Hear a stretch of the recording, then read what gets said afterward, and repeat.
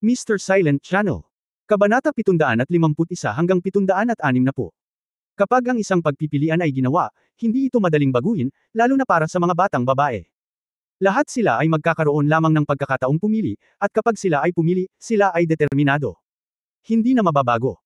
Sa bawat oras na makarating ka sa link na ito, maaari mong matukoy sa pangkalahatan kung gaano karaming mga mag-asawa ang lilito sa huli, na siya ring link na may pinakamalaking bilang ng mga taong naalis. Sa pangkalahatan, bihira ang higit sa 10 mag-asawa sa Sigod Blind Date. At sa link na ito, kalahati ng mga tao ang madalas na umatras dahil dito. Siyempre, karamihan sa kanila ay sanhi ng mga lalaki na hindi pinipili ng mga babae. At kung maraming babae ang pipili ng parehong lalaki, magsisimula ang kompetisyon. Isang loterya ang lumitaw sa mga kamay ni Lan Muzi, at sinabi niya kay Tang Yinmeng sa tabi niya, "Yinmeng, pumunta ka upang gumuhit ng palabunutan. Tingnan natin kung sino ang unang batang lalaki na umamin at nagpakita ng ating sarili. Boys, mangyaring bigyang pansin, ang iyong oras ay limitado. Sa limitadong oras, ginagawa ang pinakamahalagang bagay, ito ang paalala ko sa iyo bilang isang nakaraang tao. Minsan, ang epekto ng pagpapakita ng pagkakataon ay hindi nakakaapekto sa isang bangka. Magiging mas malaki ang desperadong itapon." Si Tang Yinmeng ay naglabas na ng kawayan mula kay Lan Muzi nang siya ay nagsasalita. Ang unang taong magpakilala sa entablado ay No. 32. Pakiusap, batang lalaki No. 32. Naghiwalay ang dahon ng lotus, na inihayag ang numerong 32 sa likod. Ang dahon ng lotus sa ilalim ng mga paa ng batang numero 32 ay umusad ng dahan-dahan, na inakay ang kanyang katawan sa harapan ng lahat. Ngunit ang taong nakatayo sa dahon ng lotus ay niyugyug ang kanyang katawan at halos mahulog sa tubig, hindi ba Xu Lizhi? Oo, hindi. 32, si Xu Lizhi. Ngunit sa oras na ito, ang kanyang mga mata ay medyo mapurol, ngunit ang kanyang ekspresyon ay hindi masabi kung ano yun. Nakasabit ang mga kamay sa harap niya. Isang tingin ng kawalan ng malay. Nang makita niyang bumalik si Tang Wulan, puno siya ng pananabik tulad ng kanyang mga kaibigan. Sa sandaling ito, ang kanyang kalooban ay kakilakilabot. Dahil malinaw niyang nakita na hindi sinindihan ni Ye Xinglan, Yuan and Yahui, at Xu Xiaoyan si Tang Wulan, ngunit lahat sila ay nagsindi ng mga ilaw para sa kanilang sarili. Nangangahulugan ito na tama ang hula nila, at tiyak na binuksan nila ang ilaw para sa kanilang sarili dahil nakiramay sila sa kanilang sarili. Bagamat labis din siyang nagulat kung bakit hindi sinindihan ng batang babae noong ika-17 si Tang Wulan, ngunit sa sandaling ito, puno ng lungkot ang kanyang puso. Pakikiramay. Awa. Sa isang nakakapanghinayang ngiti, si Xu Lizhi ay nakatayo doon, ang ekspresyon ng kanyang mukha ay unti-unting bumabalik sa kalmado. "Sige kuya, magsisimula na ang oras, magpakilala na tayo." Sabi ni Lan Muzi. "Ang pangalan ko ay Xu Lizhi." Mabagal na sinabi ni Xu Lizhi, "Ako ay isang food soul master. Ako ay natural na masarap. Gusto ko ang lahat ng pagkain. Ang aking martial soul ay steamed stuffed buns. Pagkatapos ay naging ganito ang aking katawan. Maniwala ka. Walang may gusto sa isang taong matabang. Ngunit ngayong nakarating na ako dito, gaya ng sinabi ni Senior Lan, maaaring mayroong isang silver lining, kaya't hayaan mo akong magsabi ng susunod. Noong bata pa ako, mayroon na akong paboritong bagay. Oo, noong bata pa ako. Gusto ko siya noong panahon na iyon, tulad ng lahat ng pagkain. Dahil isa akong food soul master, noong bata pa ako, hindi may iwasang mabuli ako ng mga kaklase ko, sa tuwing nasa tabi ko siya para protektahan ako. Para siyang patron ko. Araw-araw na tinitignan ko ang kanyang mga mata, kung saan ako ay puno ng paghanga. Ako ngayon. Nang marinig ang sinabi niya, Le Zhengyuman, Xi o Tang Wulan, hindi maiwasan ng kanilang mga mukha ang pagpapakita ng pagtataka. Dahil kahit na sila, hindi nila alam na si Xu Lizhi ay may ganoong psikolohikal na aktibidad sa lahat ng oras. Paanong hindi nila mahulaan kung sino ang tinutukoy ni Xu Lizhi? Hindi sila maaaring maging mas malinaw. Mukhang tama ang sinabi ni Xu Lizhi sa oras na ito, ang oras ay lumilipas araw-araw, at lumalaki kami araw-araw. Siya ay nagiging mas malakas, siya ay determinado na ituloy ang sukdulang Panginoon ng kaluluwa. At araw-araw siya ay nasa tabi niya at binabantayan siya noong bata pa ako, palagi ko siyang tinuturing na kapatid ko, siya ang aking patron santo. Pagkatapos ay unti-unti kong nadiskubre ang pagkain niya, ngunit sa aking buhay. Pagkasabi nito, huminto siya, at pagkatapos ay sinabi sa napakaseryosong tono, "Kung may isang tao sa mundong ito na hahayaan akong magbawas ng timbang para sa kanya, kung gayon siya lang." Sa sandaling ginawa ang pahayag na ito, ang mga mata ng mga batang babae sa kabaligtaran ay nagbago lahat. Ang simpleng pangungusap na ito, na binibigkas mula sa isang matabang lalaki na tumitimbang ng higit sa 200 katais at isang food-type spirit master, ay tiyak na mas mahusay kaysa sa hindi mabilang na mga salita ng pag-ibig.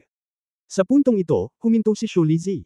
Tiningnan ni Lan Muzi ang oras, magsasalita pa lang para ipaalala sa kanya na oras na, ngunit hinawakan siya ni Tang Yinmeng sa tabi niya.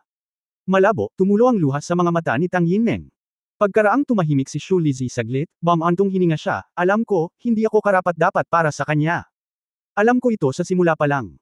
Noong matino ako, naisip ko na gusto ko siya kahit na dahil sa kawalan ko ng pagmamahal sa ina mula pagkabata. Ngunit, habang tumatagal, sa wakas ay napagtanto ko na hindi yun pagnanais para sa pagmamahal ng ina. Maaari akong maging ganap na sigurado na ang tunay na pag-ibig sa isang babae ay gusto ko siya. Napakaganda niya at ang taba-taba ko. Pero, gusto ko pa rin siya. Kaya, nasa tabi niya ako sa lahat ng oras, kung nasaan siya, kung nasaan ako. Hindi ko akalain na balang araw iiwan ko siya. Ngayon, heto, siguro ngayon lang ako nagkaroon ng lakas ng loob na ilabas ang nasa puso ko. Maaaring hindi mo alam kung gaano kalakas ang loob. Pero dapat alam mo na I risked her and never talked to me again. Risk. Pero, nasabi ko na rin sa wakas dahil ayokong manatili itong relasyon sa puso ko habang buhay. I never thought to be successful, never thought na magugustuhan niya ako. After all, we are so far apart. However, I have to tell her that in this world, I only like her. From now on, siya na lang. Sana lang ay hindi na siya guluhin ng mga remarks ngayon. Kaya naman, hindi ko nasasabihin ang pangalan niya. Kapag sinabi ko, mas komportable ako. Simula ngayon, magiging pareho na ang lahat. Sa pagsasalita tungkol dito, tila nag-relax si Shu Lizzie, at tumingin ng malalim sa gilid ng babae, hindi ko kailangan ng simpatiya, kailangan ko lang na nasa tabi mo. Huwag mo sanang ipagkait sa akin ang kwalipikasyong ito. Kahit na mahanap mo ang iyo balang araw mahal ko, hayaan mo akong tumingin sa iyo mula sa malayo. Huminga siya ng malalim, na parabang ang buong tao ay napalaki sa isang bilog, at pagkatapos ay halos maubos ang lahat ng kanyang lakas, sumigaw siya sa direksyon ng batang babae, I love you. Pagkasabi nito, tumalon siya, at tumalon talaga siya sa Sigurd Lake. Walang duda na alam niyang wala siyang pagkakataon. Matapos ipahayag ang lahat sa kanyang puso, hindi niya nais na magdulot ng anumang gulo sa kanya. Kaya naman, pinili niyang umalis. Sa sandaling ito, biglang lumiwanag ang isang asul na ilaw, na humahampas sa kanyang matabang baywang sa ere. Isa itong asul na baging. Bahagyang nanginginig ang baging at pilit na hinayla palabas si Shu Lizzie mula sa manipis na hangin, na malapit ng hawakan ng lawa. At pagkatapos ay nanginginig ng diretso ang baging, ang kapal lang ng braso nito, talagang ainal-alayan nito ang katawan ni Shu Lizzie sa ere, pinipigilan siyang mahulog. Paano mo malalaman na hindi ka magtatagumpay? Hindi ka makakaalis hanggat hindi mo nakukuha ang resulta. Nang lumingon si Shu Lizzie at tumingin kay Tang Wulan na inaalalayan ang kanyang katawan ng mga asul na baging, tumutulo na ang mga luha sa kanyang mabilog na mukha. Lider ng koponan. Unti-unting bumawi ang baging at marahan siyang inilagay sa dahon ng lotus. Mataimtim na sinabi ni Tang Wulan, minsan, noong bata pa ako. Ang martial spirit ko ay ang basurang martial spirit na blue silver grass, at ang una kong espiritu ay ang depektong produkto ng kabiguan ng eksperimento ng Spirit Pagoda. Kung noon ay pinipili kong sumuko, hinding-hindi na ako naririto. Wala ka man lang lakas ng loob na pamayat para sa kanya, bakit hindi ka na lang tumanggap ng sagot? Himala, ngunit kailangan nating bigyan ng pagkakataon ng isang himala. Ibinaba ni Shu Lizzie ang kanyang ulo, sa wakas ay natipon ang kanyang kapangyarihan sa kaluluwa, at kinokontrol ang kanyang katawan na nakatayo sa dahon ng lotus, marahan siyang tumango. Ngunit wala ng lakas ng loob na tingnan ang dalaga. Pinunasan ni Tang Yinmeng ang mga luha sa kanyang mukha, tama siya, dapat manatili ka. Hanggang sa makuha mo ang resulta, huwag kang umalis, okay? Ipagdadasal kita. Mabait kang bata. Hindi mo kasalanan ang taba, hindi ko inaasahan na sobrang naantig sa akin ang unang pagtatapat ngayon. Ang dahon ng lotus ay dahan-daang bumalik, at ang mga mata ng lahat ay tumingin sa mga mata ni Shu Lizzie. Ang buong katauhan ni Shu Lizzie ay unti-unting nakabawi mula sa pananibik, nakatayo lamang doon na nakayuko. Lizzie, magandang trabaho. Binigyan siya ni Exiwu ng thumbs up nang walang pag-aalinlangan. Same time na sinabi ni Le Zhengguo, sinusuportahan ka namin, halika. Hindi na nagsalita pa si Tang Wulan, ang kanyang mga mata ay itinuon sa malayo, 100 metro ang layo, na si Shu Lizzie ay umiiyak na parang isang bagay na nagkukumpisal. Siya ay kalmado, nakatayo sa dahon ng lotus, palaging kalmado. Tila walang anumang pagbabago sa emosyon. Kahit na pinagmamasdan siya ng mga babaeng nakakahula ng katotohanan, hindi siya umimik. Sinabi ni Lan Muzi, mag-aaral no. 32, mangyaring bigyan ako ng isang numero na iyong pinili sa ibang pagkakataon. Pagkatapos, para sa mga batang babae na interesado sa mag-aaral no. 32, mangyaring bigyang pansin. Tandaan, pagkatapos ng link na ito, may isang tao lamang ang maaari mong piliin. Yinmeng, ipagpatuloy natin ang pag-drawing. Siya nga pala, I like you so emotionally. Sa baybayin, biglang nakarinig ng sigaw ang mga estudyante ng Outer Academy, lahat sila ay nagyaya kay Shu Lizzie. Lalo na ang mga mag-aaral sa orihinal na klase ng unang baitang ay sumisigaw ng paos. Sa mundong ito, hindi lahat ay may magandang hitsura at magandang background. Mas ordinaryong tao. Ngunit mayroon din silang kapangyarihan upang ituloy ang pag-ibig at ang kapangyarihan upang ituloy ang kagandahan. Ang mga salita ni Shu Lizzie ay humiyaw sa puso ng hindi mabilang na mga tao at nahawahan ng hindi mabilang na mga tao. Ang maliwanag at madilim na si Dao Luo Longyeo, na nakaupo roon, ay biglang bumantong hininga. Akala ko sa mga huling araw ko, kailangan ko lang gugulin ito ng malinaw. Ngunit kailangan kong sabihin, nahuli ako nitong ang maliit na taong grasa ay nahawaan. Ang tunay na damdamin ay palaging pinakanakakahipo. Nagpa siya akong tumanggap ng isang saradong disipulo. Hindi ba dapat may manakawan sa akin? Ubo, ubo. Ilang ubo ang nanggaling sa likuran. Malinaw, hindi lang isa ang gustong magsabi ng mga katulad na salita. Napatingin si Qingtian Dao Luo Yunming kay Longyeo nang may pagtataka, Sister Yu, kung handa kang tumanggap ng isa pang saradong disipulo, ito lang ang pinakamagandang balita para sa buong Shrek Academy. Siyempre, walang mga agaw sa iyo. This blessed little guy. Siya ay masaya mula sa puso. Mula nang mamatay ang asawa ni Guangdan Dao Luo, ang nakaraang henerasyon ng Sigad Pavilion Master, ang isang ito ay palaging nasa isang estado ng hindi kaibig-ibig na buhay. Kung hindi niya iniisip ang tungkol sa Shrek Academy ay sinundan niya ang kanyang asawa. Maging sinalan Muzi at Tang Yinmeng ay kanyang mga rehistradong disipulo. Ang mga alagad ng Guanman at ang mga pinangalanang disipulo ay ganap na naiiba. Ang isang personal na nakapasa na disipulo lamang ang maaaring maging isang alagad ng Guanman, at sa parehong oras ay dapat na ito ang paborito ng guro. Handang tanggapin ni Tang Yinmeng si Shu Lizzie bilang isang saradong disipulo. Walang alinlangan na gagawin niya ang lahat para sanayin ang alagad na ito. Sa kanyang cultivation base, kung may gusto siyang gawin, ang kanyang sigla ay maaaring ganap na kontrolin ang kanyang sarili, at ang kanyang buhay ay tiyak na pahabain ng naaayon. Ito ang pinakamasayang bagay ni Yunming. Si Light at Dark Dao Luo ang kanyang nakatatanda, at maging ang patron saint ng Shrek Academy. Kasama niya, magkakaroon ng dagdag na Dinghai Shenzhen ng Shrek Academy. Sa kontinente ng Dao Luo, kahit na ang reputasyon ng liwanag at madilim na Dao Luo ay kakaunti na ang nakakaalam. Ngunit walang sino man sa tunay na pinakamataas na antas ng Master ng Espiritu ang nakakaalam na ang isang ito ay buhay pa. Kahit na galit sa kanya ang Chuanling Tower, dahil sa kanyang pag-iral, hindi siya nang ahas na magpakita ng anumang kawalang galang kay Shrek. Sa mga tuntunin ng cultivation base, syempre si Yunming ay mas mababa sa kanya, mas malakas pa sa kanya. Ngunit ang deterrent power ng taong ito ay mas malaki para sa spirit transfer ng pagoda kaysa sa kanya. Syempre, ang pinakamahalaga ay para kay Yunming, para siyang mag-ina. Isang malabong ngiti ang lumitaw sa mukha ni Longyeo, sa wakas, may ilang mga kawili-wiling bagay na maaaring gawin. Habang nag-uusap sila, natapos na ng pangalawang lalaki ang kanyang pagpapahayag ng sarili. Ang pagpapakita ng martial spirit at spirit ring, obviously, wala siyang fixed goal. Ipinahayag lang niya ang kanyang damdamin sa sandaling ito, at tinapos ang kanyang talumpati. Limang mo. Ang pangatlo ay iginuhit ni Long Yu sa tabi ni Tang Wulan. Malinaw, hindi inaasahan ni Long Yu na mabubunot siya ng ganoon kabilas, kaya natigilan siya sandali. Hindi niya namamali na ibinaling ang kanyang ulo at sumulyap kay Tang Wulan na nakatayo sa tabi niya, ngunit ang tingin ni Tang Wulan ay nasa tapat na bahagi sa oras na ito, at hindi siya tumingin sa kanya. Ang dahon ng lotus sa ilalim ng mga paa ni Long Yu ay dahan-daang lumutang pasulong, pinapante siya sa harapan.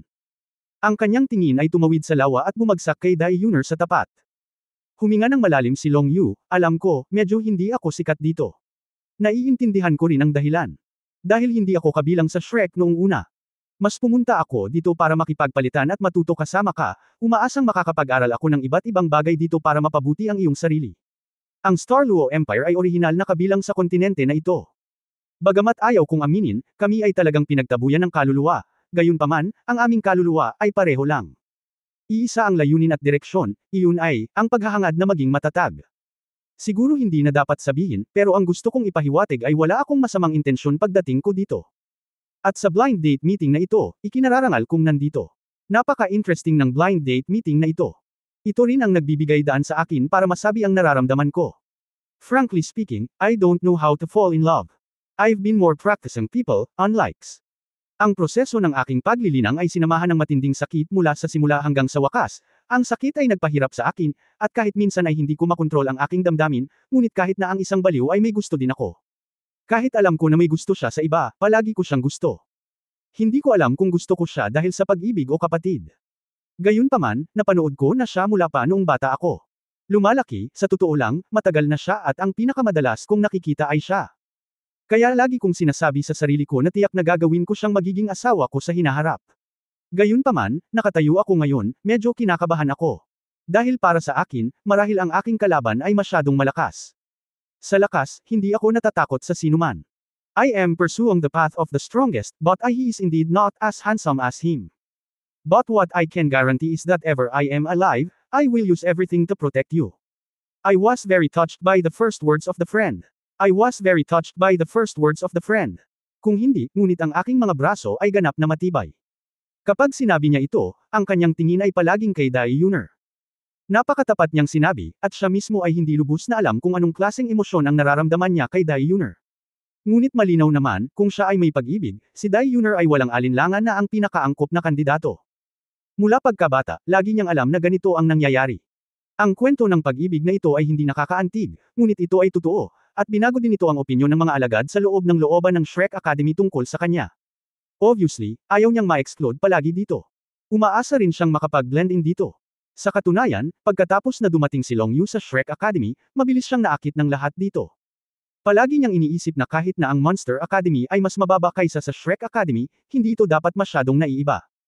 Ngunit pagkatapos niyang pumunta dito, napagtanto niya kung gaano kawalang muwang ang kanyang mga iniisip. Ang Shrek Academy ay hindi isang akademya, ngunit isang lungsod na hindi alam kung gaano karaming beses na mas malaki kaysa sa Star Luo City. Dito, halos lahat ng alagad ng panloob na hukuman ay hindi mababa sa kanilang tinatawag na 8 makalangit na hari. Wala pa siyang nakikitang totoong malakas na lalaki. Ngunit ang bangka sa malayo ay nagbigay sa kanya ng pakiramdam na parang isang walang katapusang bangin, walang katapusan. Kahit na ang guro ay hindi kailanman nagdala sa kanya ng isang nakakatakot na pressure. Bahagyang ngumiti si Lan Muzi, welcome to Shrek Academy. Shrek is tolerant. Lahat ay kailangang umasa sa kanilang sarili para sa kung ano ang gusto nila. Kami ay ganito, at ikaw din. I wish you this time in Shrek Academy. Time can gain something. Salamat. Tumango si Long Yu kay Lan Muzi, at ang kanyang dahon ng lotus ay bumalik sa orihinal nitong posisyon. Ang ikatlong session ay malinaw na mas mahaba kaysa sa unang 2 session. Hanggat hindi ito masyadong mag-o-overtime, karaniwang hindi maaabala ni Lan Muzi at Tang Yinming ang pagpapakilala at pagtatanghal ng mga lalaki. Sa madaling salita, kung ang isang pabo reel ay dumating sa bahagi ng pag-ibig sa pangalawang tingin, kung gayon ito ay isang magandang pagkakataon para sa mga lalaking pabo reel na magpakita ng kanilang mga balahibo. Gayon din ang ginagawa ng karamihan sa mga estudyante. Sa wakas ay nanalo ang draw sa Lezengyo. Naubos ang dahon ng lotus mula sa paanan ni Lezengyo at pumunta sa harapan. Ngumiti si Lezengyo. Sa oras na ito, sa mga mata ng lahat, tila mas nakakasilaw ang liwanag sa kanyang katawan. Tumingin siya sa tapat, nakatingin sa isang taong nakatayo sa dahon ng lotus. Matagal ko nang hinihintay ang araw na ito. Lagi kong inaabangan ang araw na ito. Sa totoo lang, mayroon na akong isang taong gusto ko. Mayroon na akong matagal na panahon na ito. Maraming taon na kaming nagkakasundo, pero mas marami kaming pinagsamahan. Time is on cultivating. I think I don't need to introduce myself too much. I came from the Holy Angel family and I am or I have a 5 holy blood. Ibibigay ko sa iyo ang lahat ng gusto mo, kasama ang iyong pamilya, at hindi ako magsisikap na tulungan kapag katapos ng maraming taon. Alam ko na gusto mo rin ako, tama ba ang Haishen Lake Shanghai Destiny ay ang pinakamahusay na pagkakataon upang maipakita ang iyong pagmamahal, kaya't ako ay mananatili sa akin at hindi ako ang magiging senior sister Tang, isisilang mo ako sa hinaharap, kahit ano pa ang gusto mo, mabubusog kita. Ang ningning ng katawan ni Lezengyo ay kumikislap, at ang isang pares ng puting pakpak ay nakabukas sa kanyang likod. Lalo siyang gamwapo at maluho na nakasuot ng puting damit. Tila napuno ng kanyang kinang ang buong Poseidon Lake. Si Shu Xiaoyan ay nakatayo roon, nakatitig sa kanya ng tulalang. Ang maselang mukha na orihinal na puno ng kagalakan ay nagsimulang magbago sa mga salita ni Lezengyo.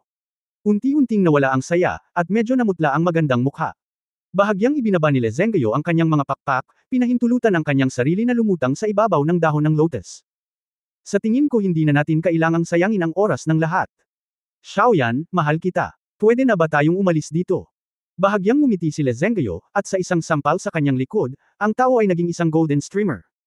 Sa pangkalahatan, lumapit siya kay Shu Xiaoyan at ibinuka ang kanyang mga braso sa kanya.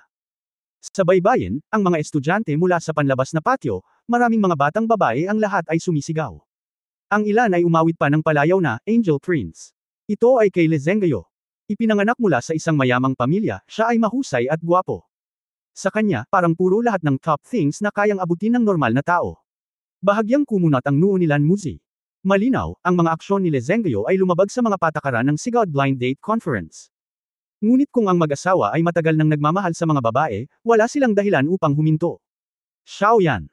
Tumingin si Lezengyo kay Shu Xiaoyan, na hindi niyakap ang kanyang mga bisig ayon sa gusto niya, na may pagkagulat, at hindi maiwasang bamulong. Ibinaba ni Shu Xiaoyan ang kanyang ulo at bamulong, hindi dapat ganito. Hindi dapat ganito. Nag-aalalang sinabi ni Lezengyo, Xiaoyan, ano ang problema mo? Biglang itinaas ni Shu Xiaoyan ang kanyang ulo at tumingin sa kanya. Namumula ang mga mata niya, puno ng disappointment ang mga mata niya, hindi dapat ganito. Zengayo, sorry, hindi ko maipapangako sa'yo. Hindi ko kaya. Ayoko ng ganito. To be precise, I hate you just now. I'm sorry. Pagkatapos sabihin ito, biglang sinindihan ni Xu Xiaoyan ang isang kumpol ng liwanag ng bituin, at pagkatapos ay sa ilalim ng takip ng liwanag ng bituin, agad siyang kumislap, ang liwanag ng bituin ay naglabas ng nakasisilaw na apoy ng buntot sa kalangitan, at nahulog sa baybayin sa isang iglap. Nakita ko siyang tumatakbo ng ligaw at tumatakbo sa malayo. Ang biglaang pagbabago ay nagulat sa lahat ng naruroon. Alam mo, sa simula pa lang, si Le Zhenghao ang nakakaakit ng pansin, at ito rin ang binibigyang pansin ng lahat ng mga babae. Kung hindi itinaas ni Tang Wulan ang maskara, walang sino man ang makakaagaw sa kanyang limelight. Kahit si Le Zhenghao mismo ay hindi naiintindihan na napakaraming babae ang pipili sa kanya, ngunit direkta niyang ipinapakita ang pagmamahal sa kanya sa ilalim ng mga mata ng lahat. Bakit ganoon ang reaksyon niya? Hindi ba dapat ipagmalaki niya ito? Natigilan si Le Zhenghao, hindi pa siya napahiya ng ganito sa sandaling ito sa kanyang buhay. Ang sitwasyon sa harap niya ay ganap na hindi katanggap-tanggap sa kanya.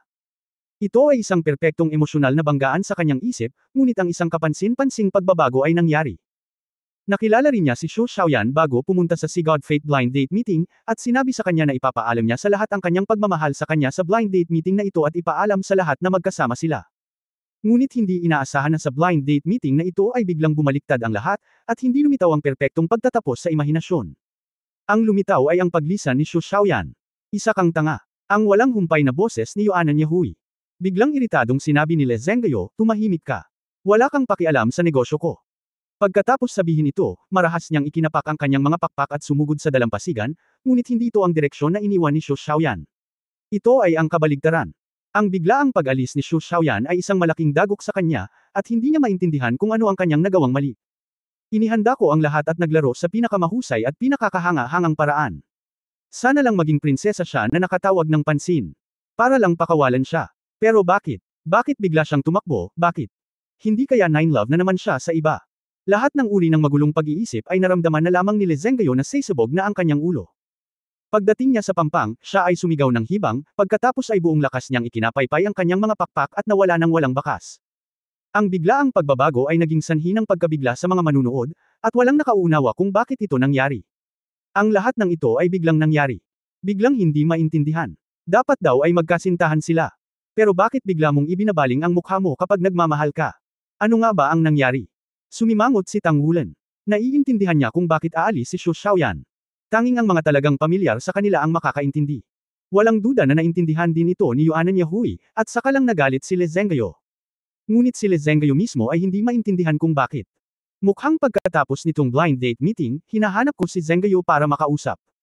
Hindi napigilan ng episode na magpatuloy ang blind date meeting, at sa katunayan, ang pag-alis ni Le Zhenghao ay nakahinga ng maluwag sa maraming lalaki. Napaka-eye-catching ng lalaking iyon. Wala na siya, at maraming mga batang babae na orihinal na pumili sa kanya ay natural na magbabago ng kanilang mga layunin. Ito ay palaging isang magandang bagay na mawala ng isang malakas na katunggali. Marahil ay may hindi pagkakaunawaan sa pagitan nila, ngunit naniniwala ako na laging may oras para gawing malinaw ang hindi pagkakaunawaan. Okay, ituloy natin ang draw. Susunod ay, student number 16. Nakatingin pa rin ang tingin ni XCXC sa direksyong papaalis ni Le Zhenghao, at mas naging magulo ang kanyang kalooban. Sa orihinal, ang mga salita ni Xu Lizi ay isang malaking pampatibay loob sa kanya, ngunit ang pagkabigo ni Kok Zhenghao na magpakita ng pagmamahal ay lalo siyang kinabahan. Lagi niyang alam na dapat magkasama ngayon sina Le Zhenghao at Xu Xiaoyan. Paano mo biglang ibinaling ang iyong mukha? Kahit hindi niya kaya mo ba ang sarili mo? Student no. 16. Kung hindi ka na nagpakita, ibig sabihin sumuko ka na. Paalala muli ni Lan Muzi. XCXC. Ang boses ni Tang Wulan ay umalangaw sa mga tainga ni XCXC. Nagising si XCXC sa gulat, tawagan mo ako. Walang magawang sinabi ni Lan Muzi, kung ikaw ay nasa ika-16, ikaw ay tumatawag. Kayo na. Nagulat si XCXC. Nang magsimulang gumalaw ang dahon ng lotus sa ilalim ng kanyang mga paa, inalag-alog niya ang kanyang katawan dahil sa naguguluhan na mood, at nagmamadaling pinatatag ang kanyang katawan.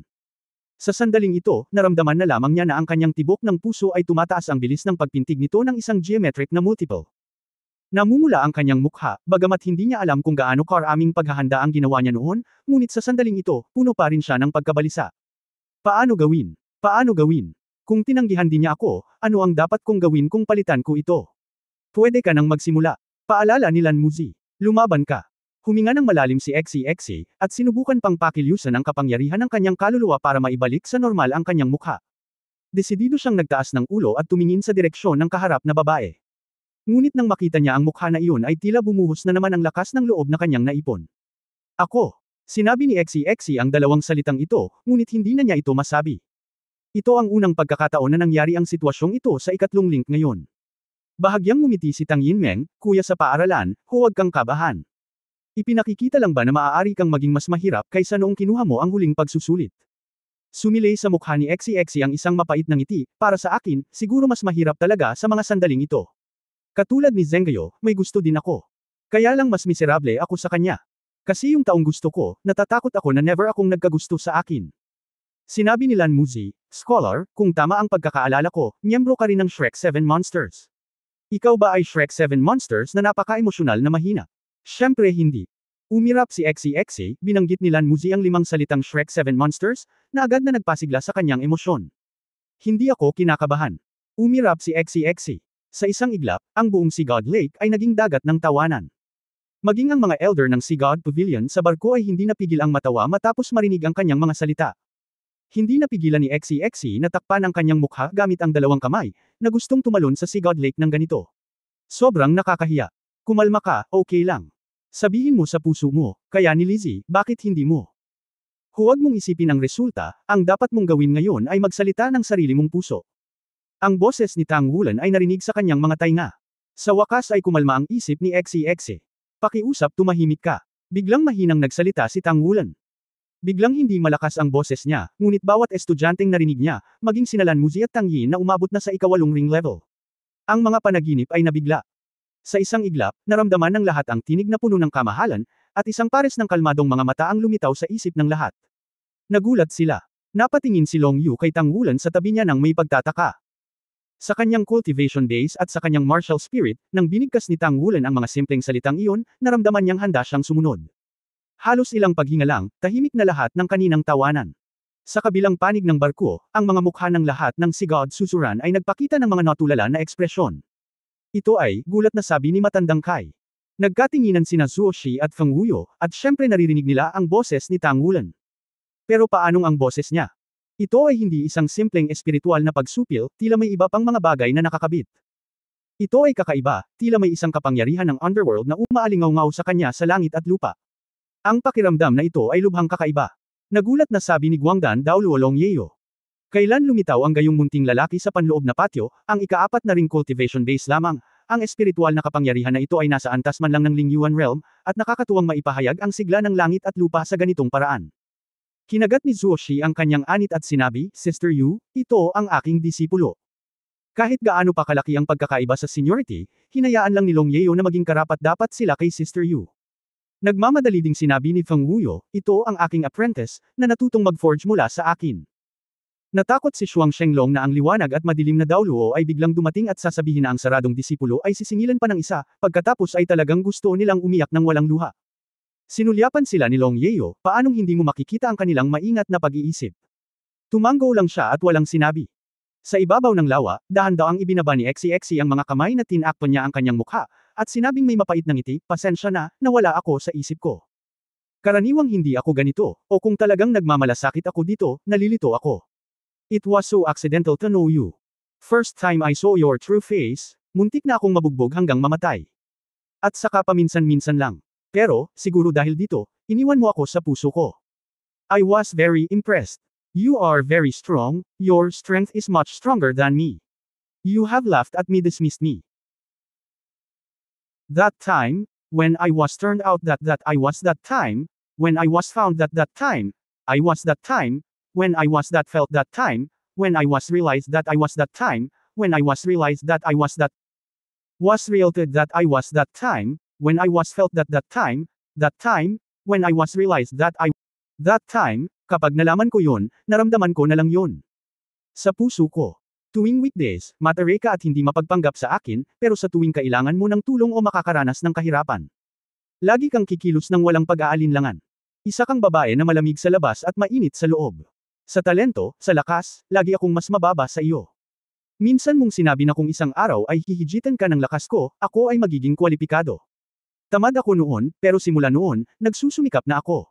Hindi para abutin ang takbo ng mga kaibigan ko, kundi ang matakot ka na mahulog ka ng sobra, at hindi na ako magkakaroon ng pagkakataon na habulin muli ang iyong mga yapak. Ngunit, sinubukan ko ng gusto, ngunit pareho ka ring desperado. Bakit hindi ka huminto at hintayin ako? Bigyan mo ako ng kahit katiting na pagkakataon. Matapos sabihin ang mga salitang ito, sa wakas ay nagsalita ng maayos ang mga salita ni XCXC, at naging normal ang kanyang emosyon. May mapait na ngiti sa kanyang mukha, may mapait na lasa, ngunit ang pangungusap na iyon ay nagpawi ng mga ngiti ng mga alagad sa loob at labas ng looban na tumawa sa kanya. Frankly speaking, kahit wala akong Liji fat, mas makapal pa ang balat ko kaysa kay Liji. Sa paglipas ng mga taon, hindi mabilang na beses akong nagtapat sa iyo. Gumagala lang ako sa paligid mo noong okay pa ako, umaasang mapapansin ka. Pero palagi kang wala. Bigyan mo ako ng pagkakataon.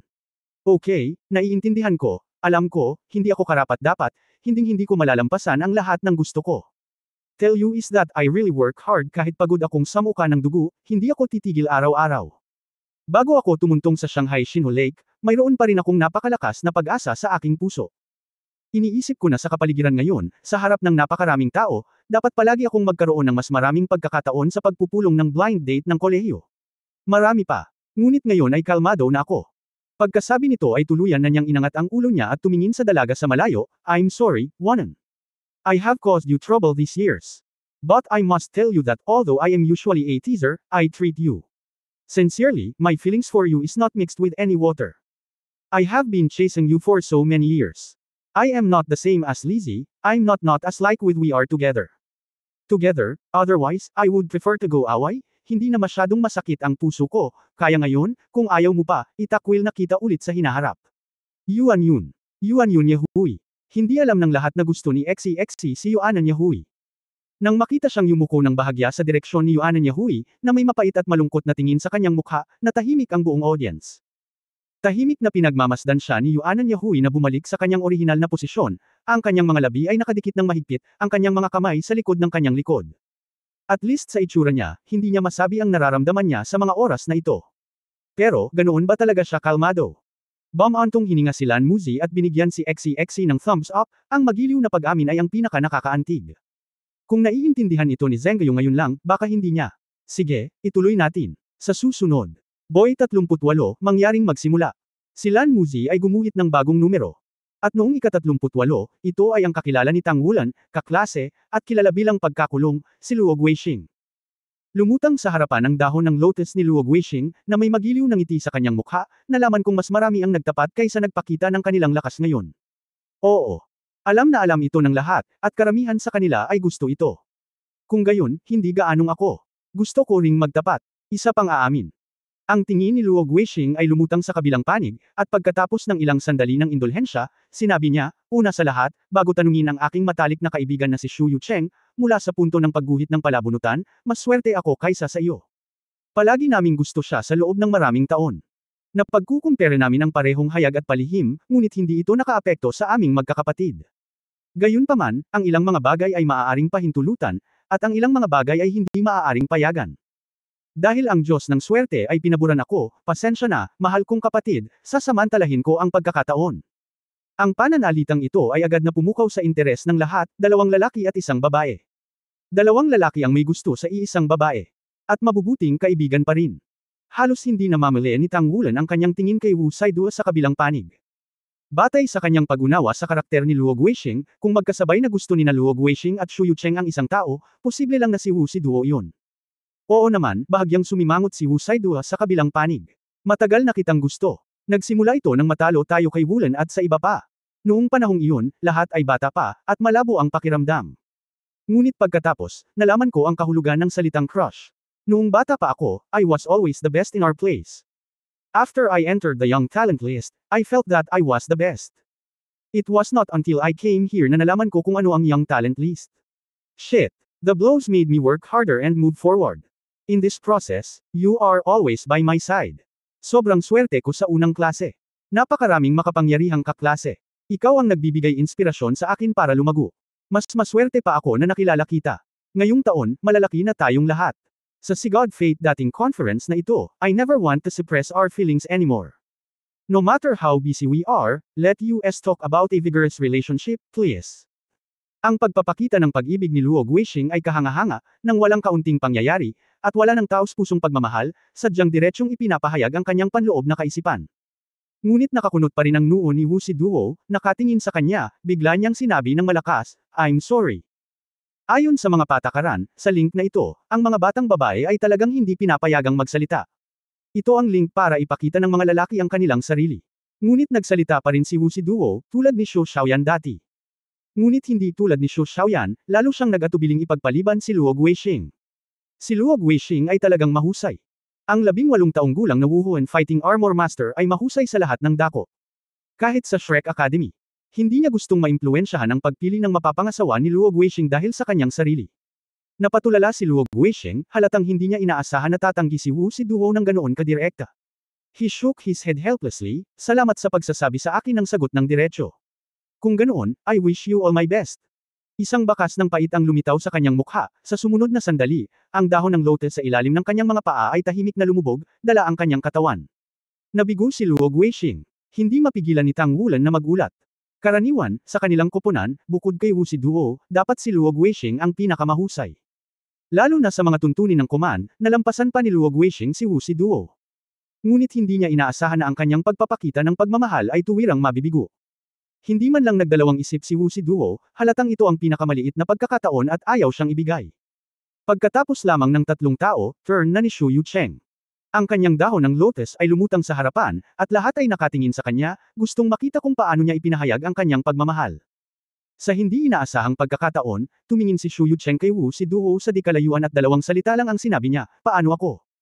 Bumantong hininga si Wu Saidua, ngunit mariing umiling. Naiintindihan. Si Xu Yucheng ay tumawa ng masama sa sarili, isang mapurol na liwanag ang kumislap sa ilalim ng kanyang mga paa, at ang dahon ng lotus ay naging hindi mabilang na mga fragment. Ang kanyang katawan ay katulad ni Luo Guixing noon, na nakalubog sa tubig. Ang pagpapakulong kay Luo Guixing at Immortal Xu Yucheng ay mahuhusay na miyembro ng orihinal na klase ng henyo. Ang kanilang kahusayan ay hindi mas mababa sa henerasyong ito ng Shrek 7 Monsters. Ngunit lahat sila ay nabigo sa proseso ng pagpapakita ng pagmamahal sa kanilang mga kasamahan. Ang mga estudyante sa labas ng courtyard sa di kalayuan ay hindi maiwasang mapatingin sa magandang Wu Siduo. Halatang hindi maganda ang mood ni Wu Saidua, medyo namumutla ang mukha, ngunit mahigpit na nakadikit ang mga labi na nagpapakita ng katigasan ng ulo. Tumanggi man siya ng personal, hindi siya nagdalawang isip. Dahil alam niya na masama para sa sinumang maantala. Ang love at second sight ay magpapatuloy, at ang susunod ay.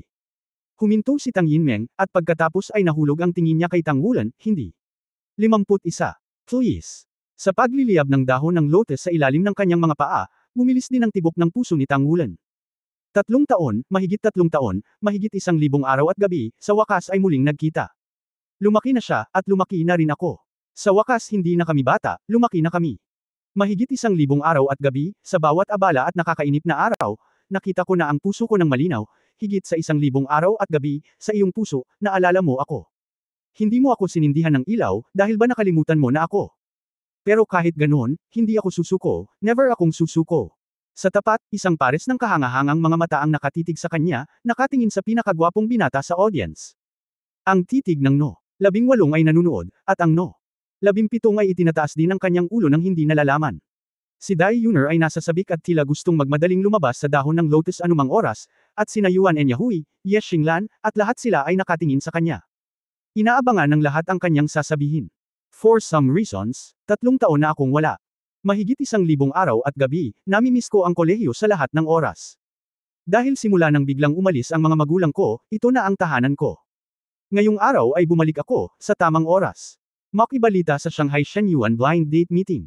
Hindi ako nagdalawang isip, dumiretso ako rito. Dahil natatakot akong mamiss ito, at mas takot na may mahal kang iba. Mahigit 3 taon na ang nakalipas, tinanong kita kung nilapitan mo ako dahil sa dugo ko. Nang maglaon, sa mga boring na araw na iyon, marami akong naisip. Akala ko ay talagang kalokohan na itanong sa iyo ang tanong na ito sa oras na iyon. Hindi mo dapat itanong ang lahat. Binigyan mo ako ng affirmative na sagot, na nagpalungkot sa akin, mas malungkot kaysa noong alam kong ako ay isang basurang espiritu at nagkaroon ako ng isang depekto na espiritu, dahil ako ay may depektong espiritu. Hindi ko kayang makita ng lahat ang pagiging duwag ko. Palagi kong tinitiis ang sakit sa aking puso at pinamunuan ang koponan hanggang sa makuha namin ang huling tagumpay. Gayunpaman, sa oras na iyon ay hindi ko pa alam kung paano ka haharapin. O harapin ang aking sarili. Mahigit 3 taon na ang lumipas. Sa libo-libong araw at gabing ito, maraming bagay ang naisip ko. Marami akong naisip na hindi ko maintindihan noon. Bakit ba masyado kang nag-aalala kung may gusto ka sa isang tao? What to know me? Since I like you, I am willing to accept everything about you. If you like me, we will be together. If you will not like my best, then I will still like me. Then I will not like me. Then I will still to make me. Then I will still like me. Then I will still like me. Kaso, hinding-hindi na ako susuko sa relasyong ito simula ngayon, sayo na ako, at dapat maging responsable ka sa akin. Ang dahon ng lotus ay lumutang pabalik, at bumalik si Tang Wulan sa kanyang orihinal na posisyon. Sino ba ang tinutukoy niya? Ang tanong na ito ay lumitaw sa isipan ng karamihan ng mga tao. Tulad ng para sa mga batang babae sa kabaligtaran, maraming tao ang may parehong iniisip sa kanilang mga puso. Ako di ba? Ang ngiti sa mukha ni Dai Yuner ay tumigas, at ang ekspresyon ng mukha ni Wu Saidua ay naging mas mapatla. Ang batang babae sa ika-18 ay tahimik, at ang batang babae sa ika-17 ay tila hindi gumagalaw, ngunit ang mga dahon ng lotus sa ilalim ng kanyang mga paa ay umaalon. Gusto pa rin niya siya, tinikom ni Dai Yuner ang kanyang mga labi, ang kanyang magandang mukha ay mapatla. Sa sandaling narinig niya ang sinabi ni Tang Wulan noon, naramdaman na lamang niya na ang kanyang puso ay tila tinusok ng kung ano, at hindi siya makahinga sa sakit. Mahigit 3 taon, mula sa nakakataba ng puso noong tayo ay naghiwalay, hanggang sa pagkamatay ng aking puso, hanggang sa muling balita tungkol sa kanya hindi nagtagal, matinding kalungkutan, labis na saya, at pakikinig lamang sa kanya. Ang lungkot ng mga katagang iyon, naramdaman na lang niya na parang napunit anumang oras ang buong pagkatao niya. Gayunpaman, sa nakalipas na 3 taon o higit pa, siya ay lumaki, kahit na higit pa sa nakaraang 10 taon na pinagsama. Natuto siyang maging matatag, natutong maging matigas, at natutong tiisin ito ng mag-isa at hindi kailanman umamin ng pagkatalo. Hindi ako susuko, kahit anong mangyari, hindi ako susuko. Ang mapatla at magandang mukha ni Dai Yuner ay unti-unting naging matigas ang ulo, at ang tagal niyang naghihintay, at ngayon ko lang siya nakita dito, susuko na lang ba siya ng ganito? Ang kaligayahan ay umasa sa sarili na ipaglalaban, gaano man kalalim ang relasyon niya sa taong iyon noon, mahigit 3 taon na ang lumipas, kasama niya ang sarili niya sa huling pagkakataon. Marahil, kaya kung ipaglaban ang pagkakataong magsimulang muli. Sa pag-iisip nito, huminga ng malalim si Dai Yuner at sinubukang pakalmihin ang sarili. Nais niyang gamitin ang kanyang pinakamahusay na estado upang makuha ang kanyang pag-ibig. Tinitigan ni Wu Saidua ang taong nasa di kalayuan. Nang tumanggi siya kina Luo Guisheng at Shu Yucheng ngayon, ang kanyang puso ay nagdurusa rin sa mga cramp. Matagal nang magkakilala ang lahat, at hindi niya gusto ang resultang ito. Gayunpaman, alam niya kung ano ang gusto niya, at hindi niya maaaring linlangan ang sarili. Bagamat palagi niyang alam, ang taong iyon ay tila walang puwang sa kanyang puso. Pero kailangan pa rin niyang lumaban. Noong bata pa siya, perfectionist na siya, kahit ano pa siya, gusto niyang maging pinakamahusay. Ang lakas ay nagsusumikap din na maging pinakamalakas. Siya si Netherwu si Duo, isang henyo na nagtataglay ng kambal na martial spirits at ng kanyang sariling martial spirit fusion skills. Kung mayroong isang batang lalaki na maaaring maging karapat-dapat sa kanyang sarili, kung gayon sa mga taong kilala niya, siya lamang ang nag-iisa. Guwapo siya, matalino, masipag, at talented. Noong una pa lang niya itong nakita, naaakit lang siya sa hitsura nito. Ngunit habang lumilipas ang panahon, nang paulit-ulit niya itong talunin, pagkatapos na matalo siya ng paulit-ulit sa kondisyon na imposibleng manalo siya, nagsimulang magbago ang puso niya. Unconsciously, nagsimulang magugat ang figure niya sa puso niya. Hindi nga niya alam kung kailan siya nagsimulang magkagusto sa kanya, pero simula noon, pinagmamasdan niya ito hanggang sa mawala ito. Matapos gumugol ng maraming taon kasama sina Luo Guisheng at Shu Yucheng, paanong hindi niya malalaman ang kanilang iniisip? Lalo na noong panahong nawawala si Tang Wulan, sinubukan din niyang tanggapin ang isa sa kanila, ngunit nalaman niyang hindi niya ito magagawa, kahit hindi pa. Sa kanyang puso, ito ay palaging kanyang anino. Baka babalik siya. Sa pag-asang ito, nagsumikap siyang maglinang. Nang magpas siya ang bagong henerasyon ng Shrek 7 Devils, siya ang naging pinuno ng squad ng klase ng henyo. She worked hard to cultivate, hoping that one day maabutin niya ito, kung makakabalik lang talaga siya, at least makakatayo siya sa starting line na katulad niya. Ngayon, bumalik talaga siya, at nagkataon na bumalik siya sa Sigod Fate Blind Date Conference. Gayunpaman, ang malamang na hindi niya alam ay ang blind date meeting na ito ay eksakto kung kailan niya planong talikuran ang lihim na pag-ibig na mayroon siya sa kanyang kabataan at tanggapin ang mga bagong damdamin. Siya ay nagpakita, ang kanyang isip ay nabalisa, at hindi niya alam kung ano ang gagawin. Ngunit ito ay sa nakaraang maikling panahon na siya ay gumawa ng isang desisyon, kahit na ano, siya ay subukan. Kahit alam niyang wala siyang maraming pagkakataon, gusto pa rin niyang subukan ito. Kung hindi, paano siya magiging payag?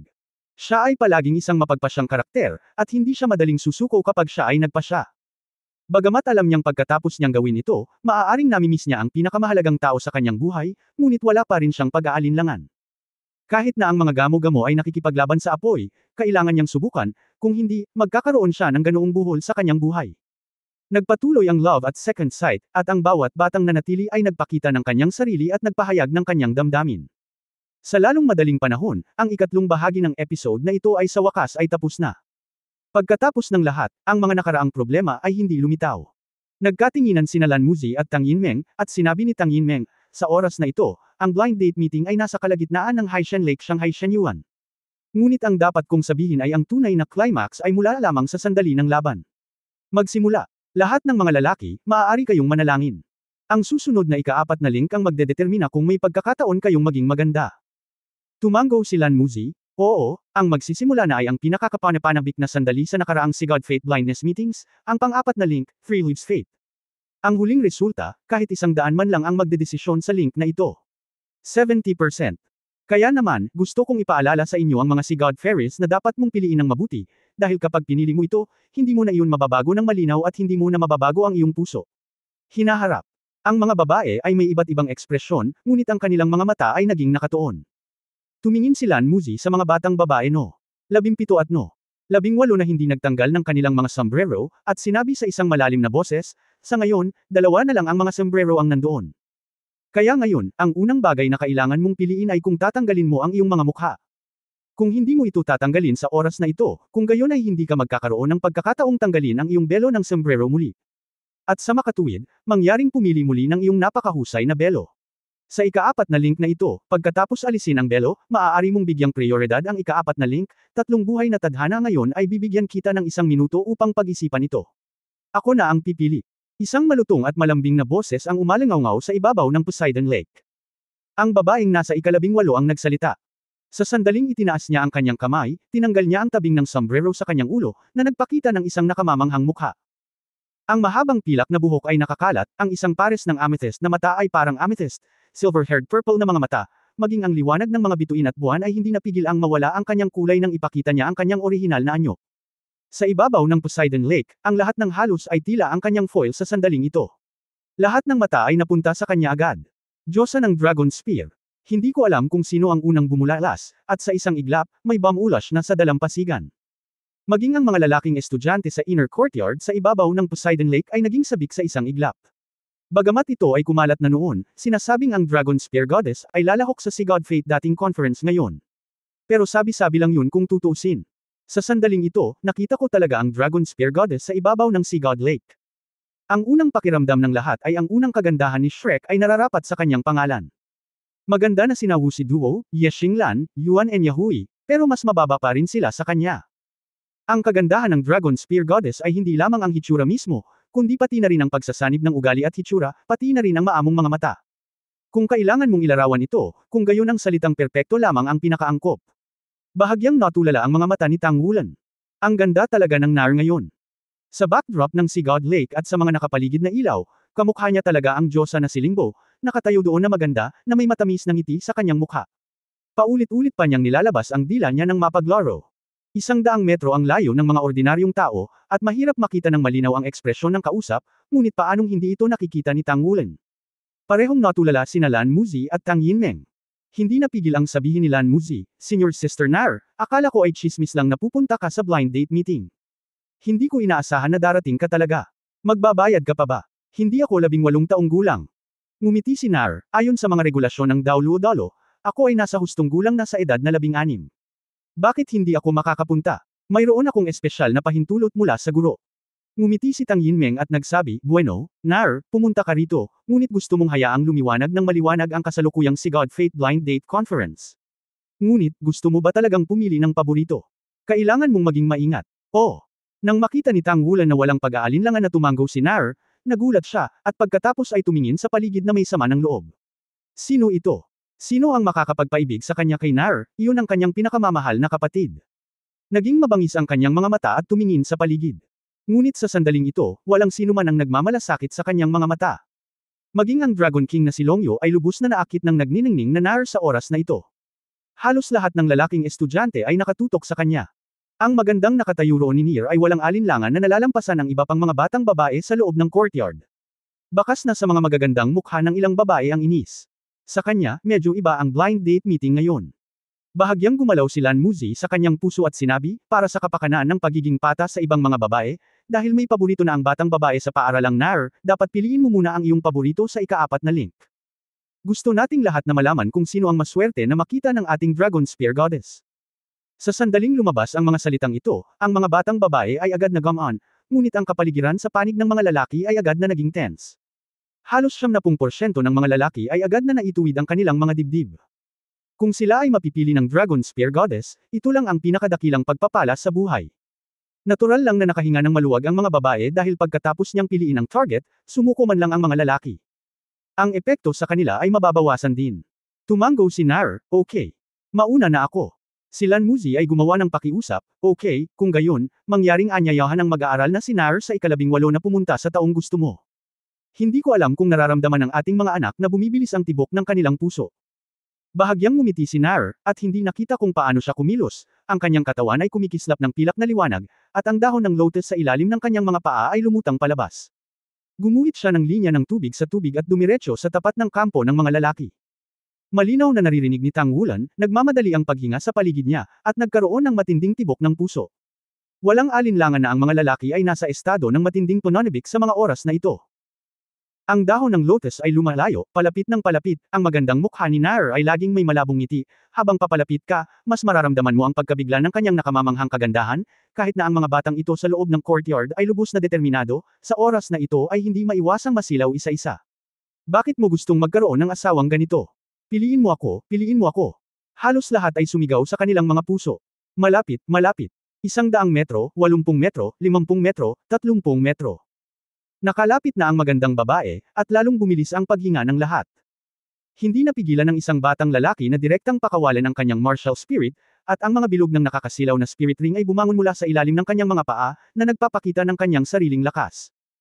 Sa halos susunod na sandali, higit sa kalahati ng mga lalaki, ang ilaw ng singsing ng espiritu ay lumiwanag lahat, at ilang sandali, ang ibabaw ng Sea God Lake ay nagniningning ng maliwanag. Bangka sa sahig. May gusto ba talaga si Nair? Nagtaka si Guangdan Dao Luolong Yeo kay Yunming, ang pavilion master ng Sea God. Mukhang nagulat din si Yunming, hindi ko pa narinig na binanggit ito ng babaeng ito. Napakaganda ng confidential na gawain ng babaeng ito. Gayunpaman, hindi ko makita kung sino ang maaaring maging karapat-dapat sa aking apprentice. Ay! Bahagyang ngumiti si Long Yeo, hindi kaya. Bahagyang kumunat ang noo ni Yunming. Sa kanyang puso, si Nair ay parang anak na babae. Bigla siyang nagkaroon ng paboritong bagay. Labis na nagulat si Yunming, at kasabay nito ay medyo nabigo siya. Ang banal na espiritong si Dao Luo Yali sa tabi niya ay marahang pinisil ang kanyang kamay, ngumiti sa kanya, at bamulong, napakatalino ni Nair, at ang batang lalaki na hinahangaan niya ay tiyak na may espesyal na bagay. Panoorin lamang ang pagbabago. 10 metro. 10 metro lang ang layo mula sa huli. Ang batang pinakamalapit kay Nair ay nanlaki ang mga mata sa pananabik. Nakatutuwang panoorin ang nakamamanghang kagandahang lumapit sa akin. Ang mga mata ni Tang Wulan ay nakamamatay, nakatitig sa bata, ang kanyang mga kamay ay nakakuyom ang kanyang mga kamao. Naisip ko na kung gusto mong makasama si Nair, kailangan mo munang pumasa sa sarili mong level. Kung hindi mo man lang matalo ang sarili mo, paano mo mapoprotektahan ang Nier ko? Oo, eksakto. Maaagaw daw ang huling link ng si God Fate Blind Date, kahit sino pa ang piliin ni Nair, kailangan niyang makipagkompetensya sa kanya sa oras na iyon.